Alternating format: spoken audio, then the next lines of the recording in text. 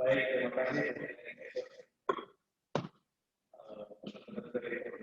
Anggota DPR yang berharap sama informasi dari masalah yang dari partai dan berharap Bapak Ibu saya dan saya untuk 2024 atau malam ini yang menurut saya masih dilakukan. Baik, terakhir dari Pak Agus singkat dari Pak PKD.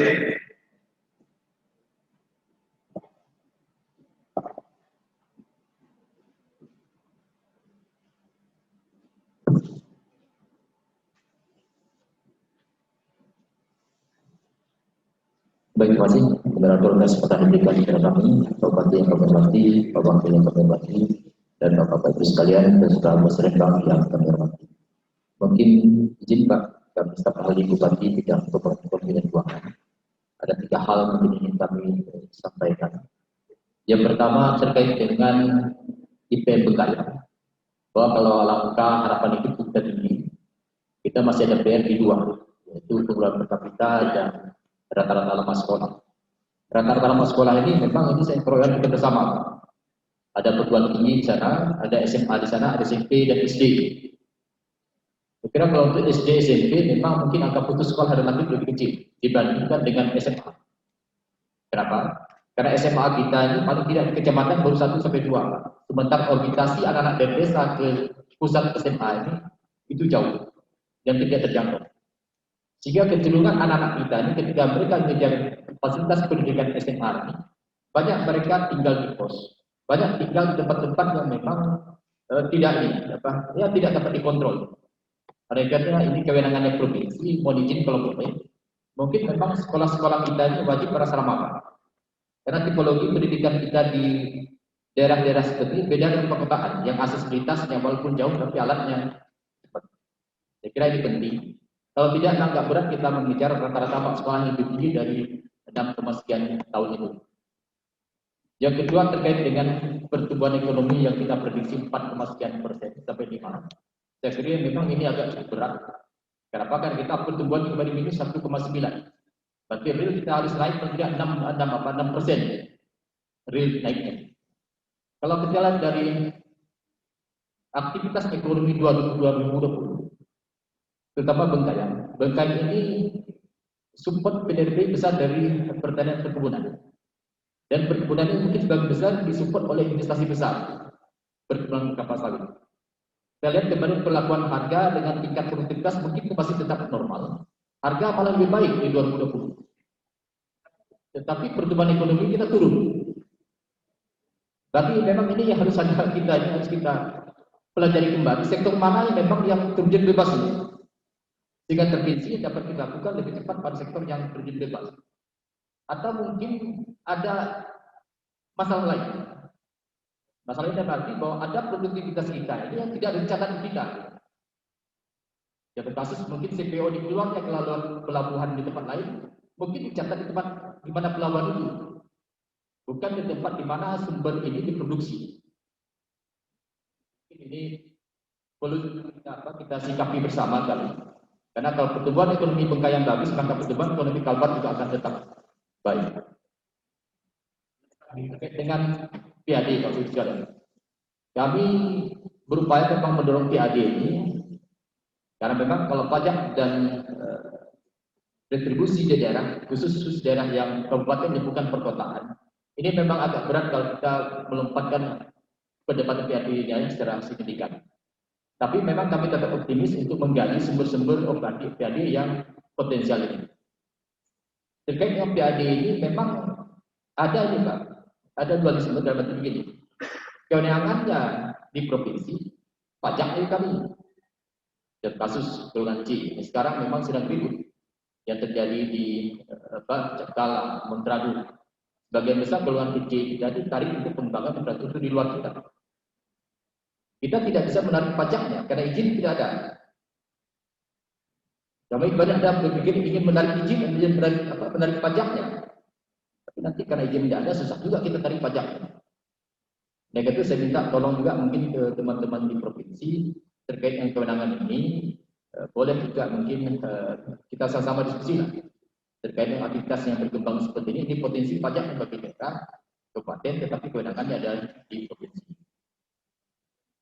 Kami kira ini Pak yang ingin kami sampaikan, yang dua sifatnya PR bagi kita, yang ketiga itu ya tata cara kita mungkin menata terkait dengan transaksi atau produksi yang ada di kita dan maka tingkatkan pertumbuhan daerah Kalbar maupun kebutuhan yang ada khusus. Terima kasih. Baik, terima kasih Pak. Kami tidak lagi apa yang disampaikan di Universitas Masyarakat. Ada kesalahan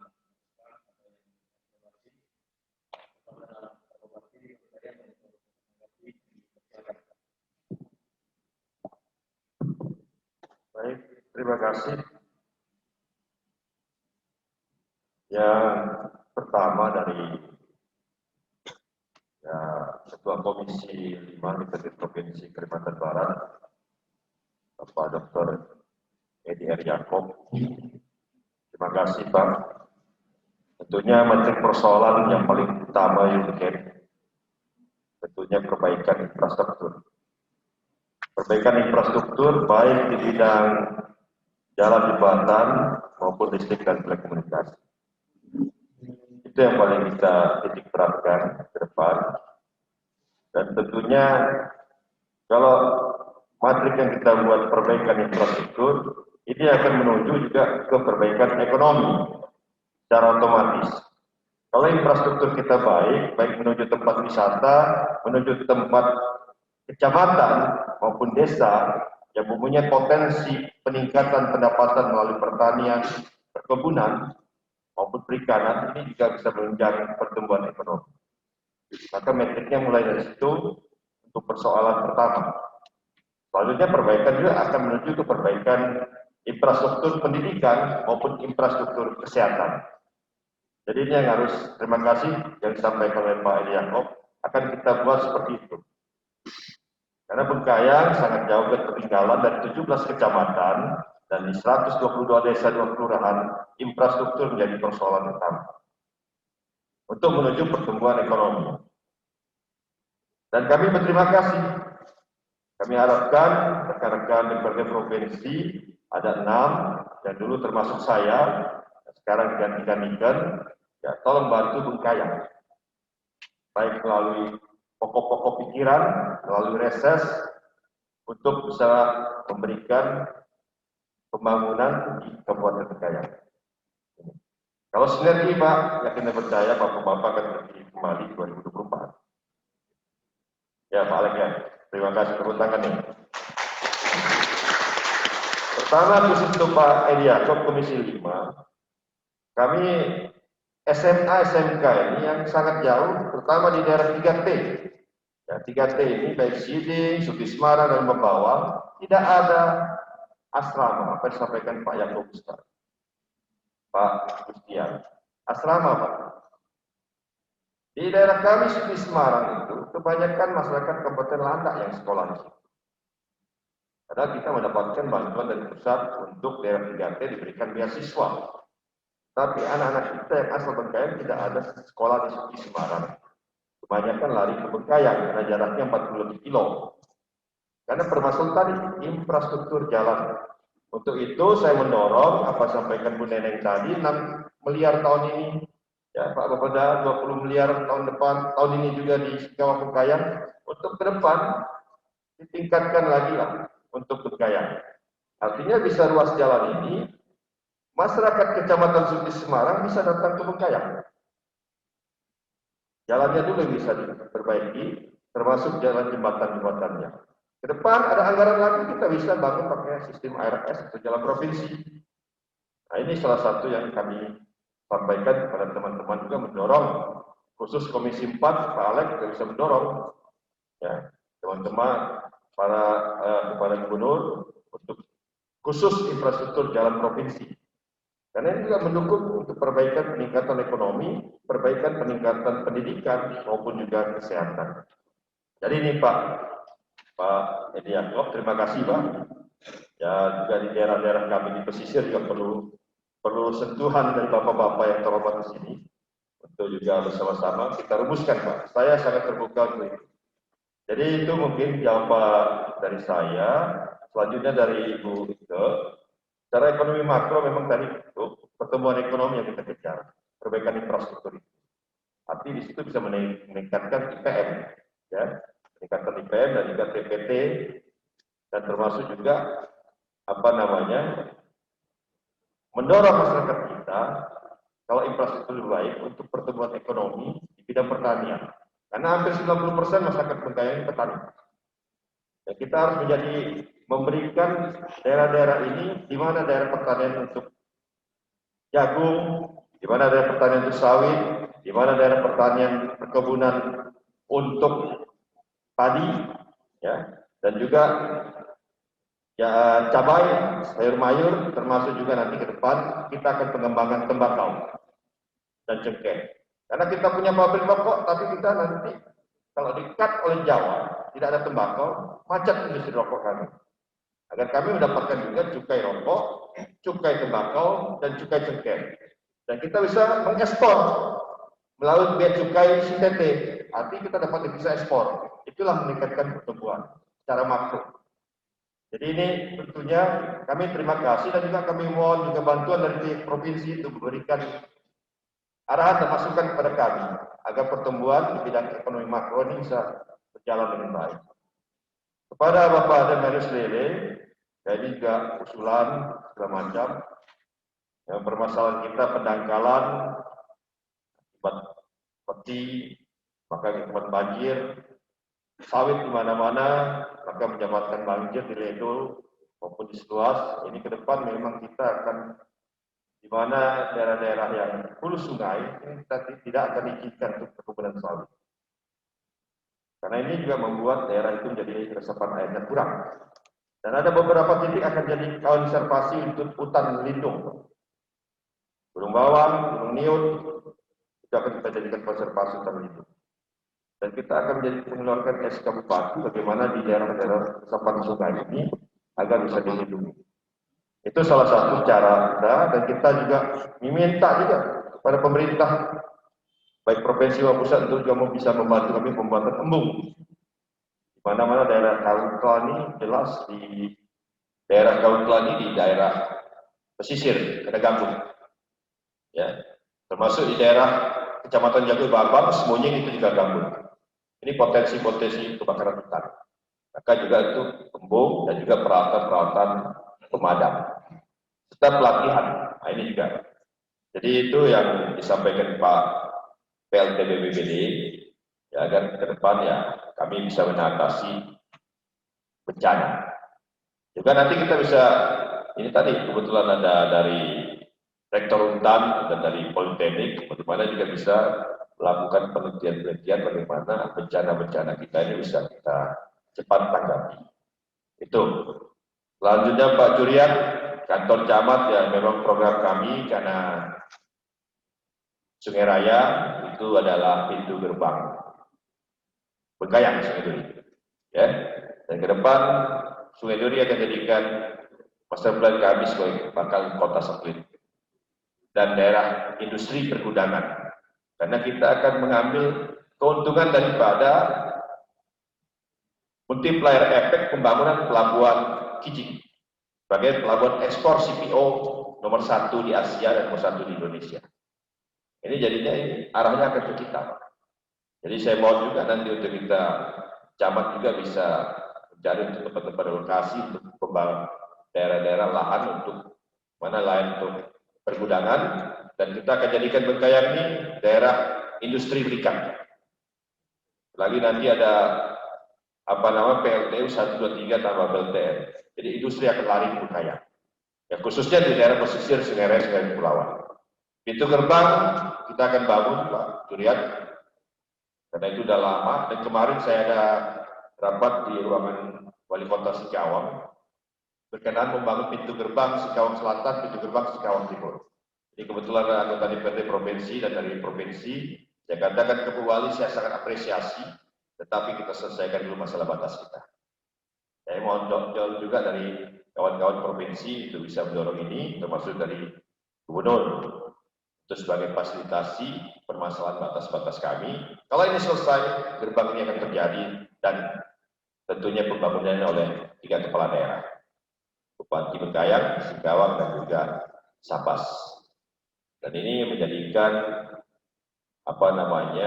daerah-daerah untuk bisa tujuan wisata dengan gerbang ini sebagai tanda batas kita. Itu Pak Juriat, ya, masuk nanti itu dan dengar Pak Edi masjidnya, bisa-bisa mereka topa-topa bangun masjidnya kan. Jadi Direktur PDAM, ya memang daerah Jaku Pak itu sudah kita sampaikan ke Balai SDA dan mereka sudah membuatkan DDFS untuk mendorong pembangunan air bersih di sekitar kota Bengkayang, daerah BP2 dan sekitarnya. Jaku itu untuk mendorong ke situ. Nah, berkenaan dengan Jagoi Baba juga kemarin mereka juga minta kepada kita bagaimana di daerah Jago ini air bersihnya bisa selesai permasalahan lahan. Kalau yang di Ombus sekarang lagi masuk DDFS dari pihak Balai SDA. Jadi sumber-sumber mata air kita, Pak. Maka ke depan juga kita untuk mendorong pembangunan air di daerah pesisir, kita sumber airnya di Lembah Bawang, jarak sekitar hampir 100 kilo, bisa mendorong juga sampai ke Pelindo. Dengan menjual air ini Bengkayang akan menjadi pendapatannya meningkat, ya tentunya pertumbuhan ekonomi juga akan meningkat dengan cara menjual air. Ini juga perlu bantuan lagi riset-riset ya dari universitas yang ada di Kalbar. Jadi kita mau dorong Pak Rektor, karena saya yakin, saya percaya 5-10 tahun, 15 tahun ke depan, Singkawang susah air, daerah pesisir susah air, termasuk daerah Mempawah dan Kota Pontianak. Karena pertumbuhan masyarakatnya makin penduduk. Kebutuhan air juga makin meningkat. Sumber air ada di Bengkayang, karena Bengkayang memiliki ratusan riam air terjun yang bisa mendorong untuk pembangunan air bersih.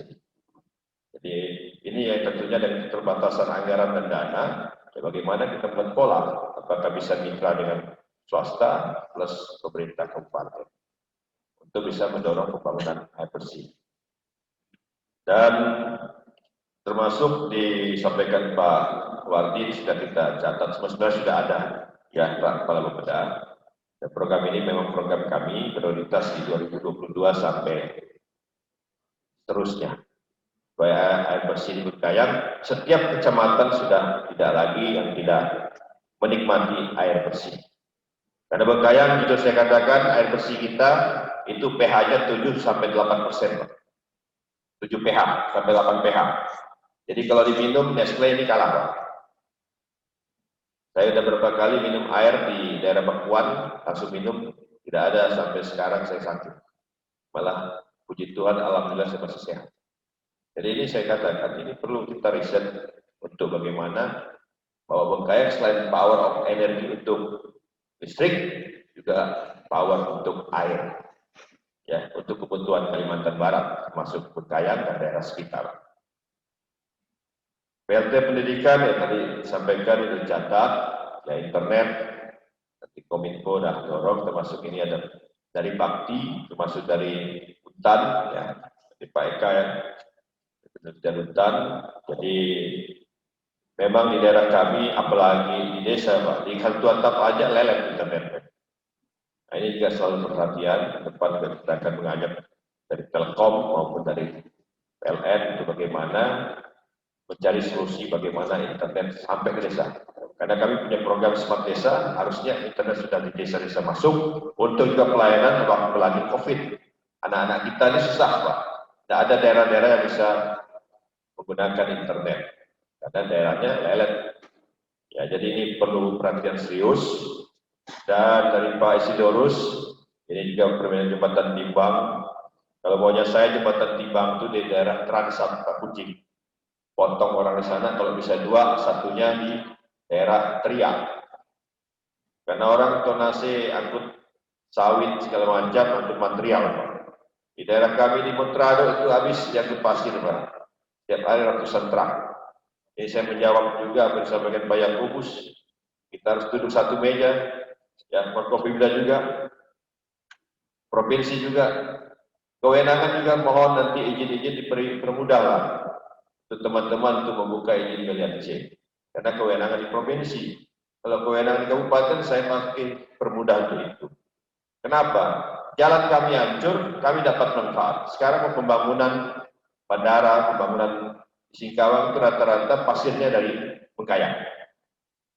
Pasirnya dari Bengkayang. Kita mau buat checkpoint tidak bisa. Jadi ini juga perlu nanti fasilitasi pemerintah provinsi, kita duduk satu meja untuk mengatasi jalan kami rusak. Kami tidak dapat potensi retribusi di situ. Masyarakat marah. Nah, masyarakat bilang saya mau siap buat izin, tapi izinnya susah, harganya mahal. Nah, ini juga salah satu yang harus kita carikan permasalahan solusinya. Dan tentunya apa yang disampaikan Pak Wakil Ketua tadi, ya tentunya ini juga bisa bermanfaat untuk kami semua. Memang daerah irigasi ini Pak, termasuk di daerah Marunsu itu bangunan dari provinsi juga di sekitar Samalanta, di sekitar Marunsu, Madi, daerah Lumar, dan di daerah Ledo juga ada provinsi di situ, termasuk daerah Sungai Raya.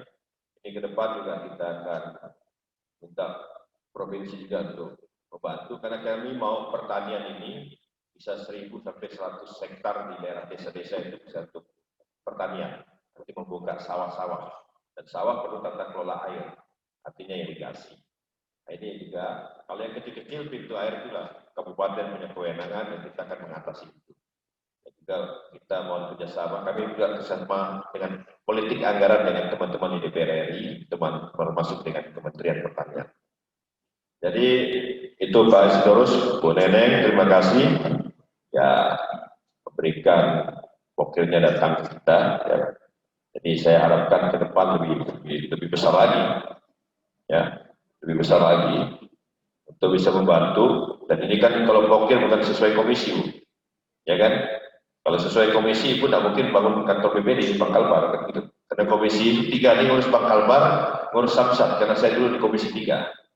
Ya, jadi terima kasih Bu Neneng, dan tentunya saya sudah lihat di Bengkawan Bu, nanti kita akan inventarisir ya Pak PLD, ya mana-mana SD yang rusak, ringan, rusak berat, itu kita sampaikan juga ke Balai Cipta lewat Cipta, ya apa bidang Cipta Karya di PUPR kita. Karena sekarang larinya ke situ. Jadi Dinas Pendidikan mengusulkan masuk ke Balai Cipta, maka turunlah anggaran di Dinas Pendidikan tersebut. Jadi ini perlu kita inventarisir mana daerah-daerah SD yang rusak ringan dan rusak berat menjadi prioritas utama kami. Dan tentunya saran pendapat dari Pak Yakobus ini juga menjadi hasil daripada musrenbang RKPD kita, peningkatan PAD. Dan termasuk Bu Neneng tadi, memang Bu, kami akan dapatkan DPH pajak PPN PPKB sekitar hampir 30 miliar, tapi kami juga harus menyelesaikan mobil-mobil dinas ini, OPD dengar semua, wajib kita bayar pajaknya. Karena dulu saya di Komisi 3, saya tahu juga, bukan di Bengkayang aja, hampir semua kabupaten mobil plat merah ini malah lupa bayar pajak. Ya, malah yang bayar pajak masyarakat, petani. Masa kalah Pemda dengan petani? Ini perhatian serius OPD, para camat, dan semua ASN untuk membayar pajak kendaraan mobil, termasuk SPT tahunan pajak Bapak Ibu. Kita diminta oleh Kanwil Pajak untuk naikkan dari 60% menjadi 90%. Apabila perlu 100% taat pajak. Kenapa? Karena pajak kembali untuk ke kita juga. Nah, mudah-mudahan ke depan ini diresmikan oleh Presiden dan kita menjadi pelabuhan CPO nomor 1 di Asia dan juga di Indonesia. Sekarang kita adalah produsen CPO terbesar Kalimantan Barat, kalahkan daripada Kepri, Riau, tetapi kita tidak mendapatkan pajak CPO. Ya, ke depan kalau ini dapat, ya, alhamdulillah Bengkayang akan dapat DPH-nya besar juga. Ini untuk pembangunan. Jadi ini salah satu peningkatan melalui PAD, kita kembalikan kepada masyarakat untuk pembangunan, pendidikan dan sosial kemasyarakatan termasuk kesehatan. Jadi itu, terima kasih atas kehadiran dalam musrenbang RKPD ini. Selamat siang. Terima kasih Pak Sekjen yang telah menjawab komunikasi bersama. Waktu yang saya katakan, kalau tidak ada yang diskusi yang saya lakukan, kami mohon maaf tidak ada yang terkenal. Dan tadi kami menyampaikan terima kasih kepada seluruh kepala balai, termasuk secara online. Kami semua kepala balai, semua hadir dan terima kasih sekali lagi secara online. Kami kembalikan kepada acara, mohon maaf tidak ada yang terkenal. Terima kasih. Baik, terima kasih kepada moderator dari Perhimpunan terima kasih. Dan selanjutnya kita masuk sesi pendatangan berita acara kesepakatan hasil musrembang RKPD Kabupaten Bekayan tahun 2020.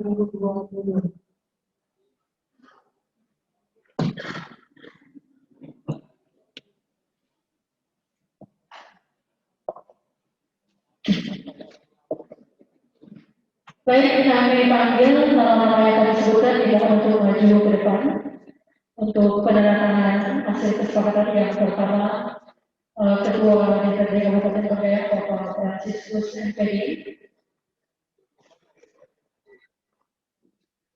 Bapak Domas Nilus D MPD, Bapak Bapeda Provinsi Kalimantan Barat, Bapak Obadiah SMSI Sekretaris Daerah Kabupaten Bekayan, Bapak Dr. Yansos MSI Bapeda Kabupaten Bekayan, Bapak Martinus Tones ST Dinas PUPR Kabupaten Bekayan, Bapak Gustian Hadi Winata PT Dinas Pendidikan dan Kebudayaan Kabupaten Bekayan, Bapak Arianus SP Kepala Dinas Pangan, Pertanian dan Perikanan, Ibu Radia Esos Kecamatan Jagoy Babang, Camat Jagoy Babang, Bapak Tulen SAP, Camat Sungai Kepulauan, dan Bapak Usman, Institut Sakti Buana, dimohon untuk menuju meja penandatanganan. Disaksikan oleh Bupati Bekayan, Wakil Bupati Bekayan. Silakan Bapak Ibu yang kami sebutkan namanya untuk menuju meja penandatanganan.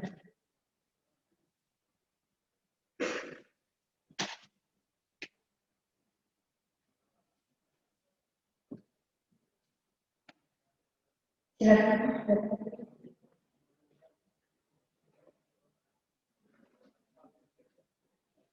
Kepala Bapeda Provinsi, silakan.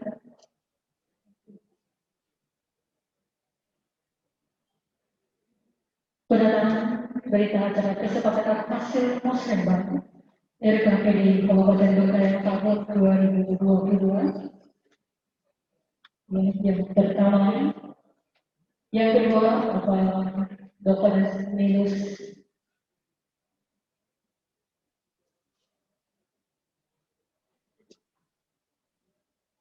Bapak Dr. Nilus D. MPD, Bapeda Provinsi Kalimantan Barat. Dan selanjutnya Sekretaris Daerah Kabupaten Bekayan, Bapak Obadiah SMSI, Sekretaris Daerah Kabupaten Bekayan.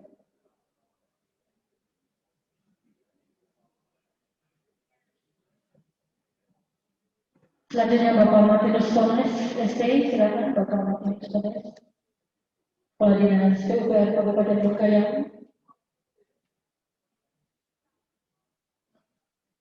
Dan selanjutnya Bapak Gustian Hadi Winata SPD MM, PT Dinas Pendidikan dan Kebudayaan Kabupaten Bekayan. Selanjutnya Bapak Arianus ST, PT Kepala Dinas Pangan, Pertanian dan Perkebunan Kabupaten Bekayan. Selanjutnya Ibu Radia Esos, Camat Jagoy Babang.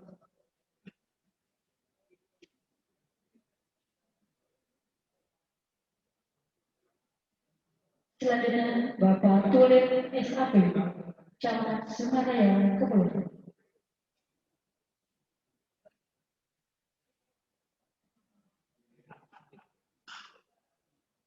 Dan yang terakhir Bapak Usman, Institut Sakti Buana, dosen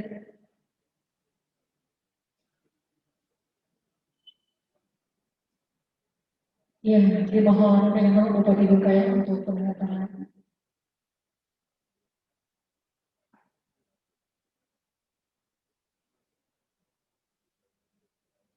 Penandatanganan berita acara hari ini kesepakatan hasil musyawarah kita saksikan bersama beberapa ada yang dan Kopimda disaksikan. Baik, terima kasih. Lanjutnya foto bersama. Kita foto bersama, jadi kami undang Forkopimda Kabupaten Bengkayang untuk foto bersama. Kita foto bersama menghadap ke, kita menghadap ke Pak. Silakan kameramen. Kita atur dulu sesi foto bersama. Kami undang juga Kota DPRD Provinsi Kalimantan Barat. Kita foto bersama Kota DPRD Kabupaten Bengkayang, Forkopimda Kabupaten Bengkayang. Nanti Bapak Ibu semuanya berdiri di belakang. Ya, silakan rekan-rekan bantu kiri dan kanan. Iya, bagian tolong dibantu biar bagaimana foto yang baik dan ya kiri dan kanan. Silakan itu.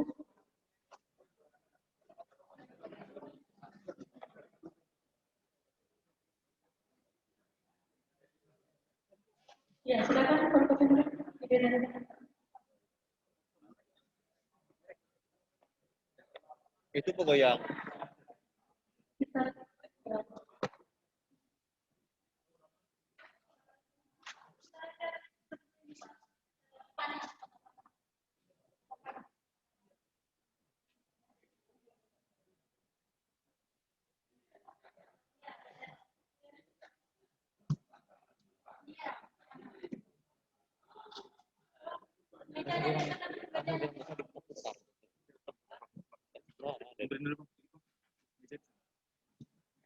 Oke, semuanya di belakang, sudah nampak. Yang fokusnya tolong yang fokusnya dekat ya apa? Ya, silakan kameramen diatur posisi yang baik dan benar. Layarnya tolong diangkat, layar fokus.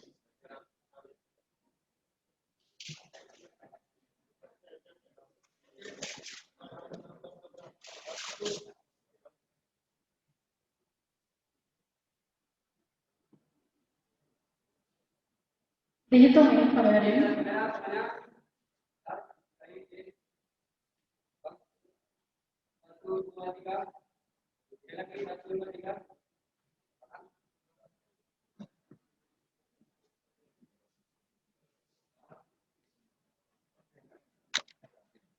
Iya, tangannya gimana? Salam. Iya.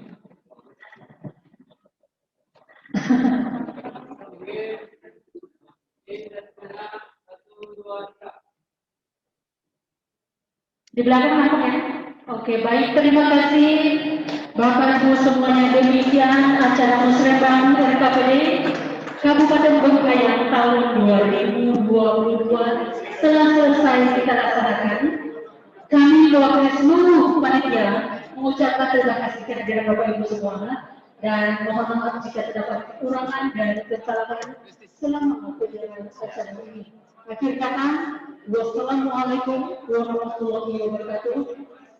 Adil kata lima, wassalamualaikum warahmatullahi wabarakatuh. Selamat siang.